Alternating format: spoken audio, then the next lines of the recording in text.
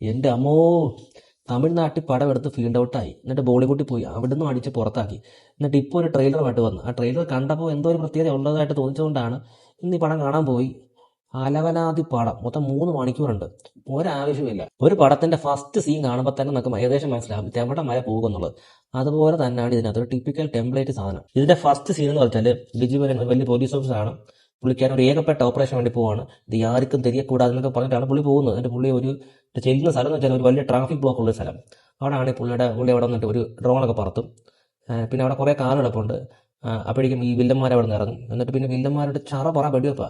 എന്നിട്ട് ആ കാറിനകത്തിരിക്കുന്ന എല്ലാം വെടിവെച്ച് കൊല്ലും. എന്നിട്ട് അവസാനം ഒരു വലിയ ട്രക്ക് കൊണ്ടുവന്ന് വില്ലന്മാർ എല്ലാ കാറും ഇടിച്ച് തെറിപ്പിക്കും.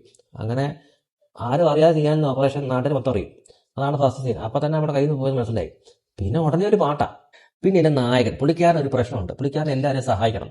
സഹായിച്ച് അങ്ങ് ഭ്രാന്ത, ഒരു മെന്റൽ ഇഷ്യൂ ആണ് പുള്ളിക്കാരന്. എല്ലാവരെയും സഹായിക്കുക വെച്ചാൽ പുള്ളിക്കാരൻ സ്വന്തക്കാരെ പോലെ അങ്ങ് സഹായിക്കും. അങ്ങനെ സഹായിക്കാൻ വേണ്ടി ഏത് അറ്റം വരെ പുള്ളി പോകാൻ റെഡിയാണ്. അങ്ങനത്തെ ആളാണ്. അപ്പം അങ്ങനെ ഈ പുള്ളിക്കാരൻ ഒരു പെണ്ണിനെ പരിചയപ്പെടുന്നു. പിന്നെ അവളുമായിട്ട് അങ്ങ് പ്രേമമാണ്. പിന്നെ അങ്ങോട്ട് ക്രിഞ്ച് ഫെസ്റ്റാണ്. അവളുടെ പേര് മാലതി എന്നാണ്.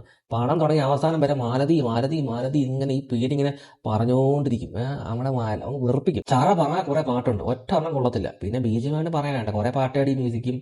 അതിനകത്ത് ഒരു മെയിൻ മ്യൂസിക് ഉണ്ട്, അത് മറ്റേ മോഹൻജാല സിനിമയുടെ അകത്തുള്ള ഒരു മ്യൂസിക് ഉണ്ട്.